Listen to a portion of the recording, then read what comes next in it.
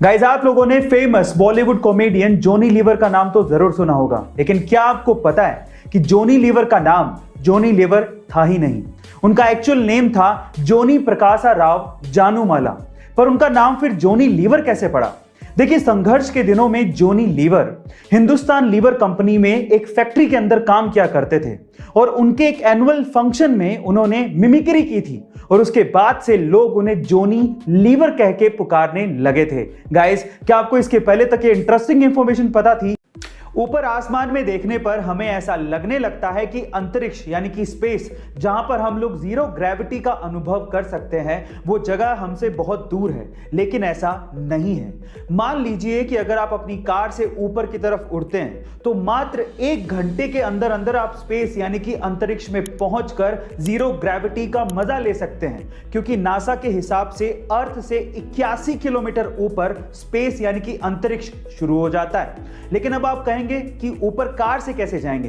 तो देखिए, ऐसा है कि फ्लाइंग कार्स तो बनी चुकी हैं। हो सकता है इन फ्यूचर हमारी फ्लाइंग कार्स में ऐसा मॉडिफिकेशन हो जाए जिससे हम आसानी से अंतरिक्ष जाकर सैर भी कर सकें। बहुत से लोग, इनफैक्ट एलोन मस्क भी इंसानी बस्ती को मार्स पे बसाना चाहते हैं, पर सवाल यह है कि हमने मार्स को ही क्यों चुना? चलिए मैं आपको इसके रीजन बताता हूं। सबसे पहला रीजन यह है कि मार्स ना ही ज्यादा गर्म है और ना ही ज्यादा ठंडा है। दूसरा, मार्स की मिट्टी में नमी पाई गई है। तीसरा, वहां पर पर्याप्त मात्रा में सनलाइट आती है जिससे हम लोग सोलर पावर पैदा कर सकते हैं। चौथा, मार्स के चारों तरफ एटमॉस्फेयर है जो कि हमें सन से आने वाली हार्मफुल कॉस्मिक रेज से बचा सकता है।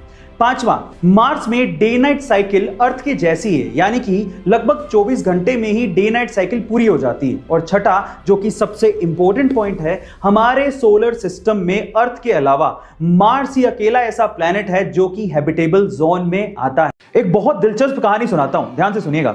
एक बार एक पक्षी ठंडी जगह से उड़ रहा था, लेकिन ठंड इतनी ज्यादा थी कि वो ठंड के मारे जम गया और सीधे जमीन पर जाके गिर गया। पास से एक गाय जा रही थी जिसने पक्षी को तड़पते देखा तो उसने पक्षी के ऊपर गोबर कर दिया। गोबर की गर्मी की वजह से वो पक्षी धीरे धीरे रिकवर करने लगा, उसकी ठंड कम होने लगी और उसे एहसास होने लगा कि वो शायद बच जाएगा, जिसकी वजह से वो खुशी के मारे गाना गाने लगा। पर उसके गाने को गलती से किसी बिल्ली ने सुन लिया। बिल्ली ने देखा कि आवाज कहां से आ रही है, तब उसे समझ में आया कि गोबर में एक पक्षी है जो गा रहा है, तो उसने गोबर से पक्षी को बाहर निकाला और खा गया।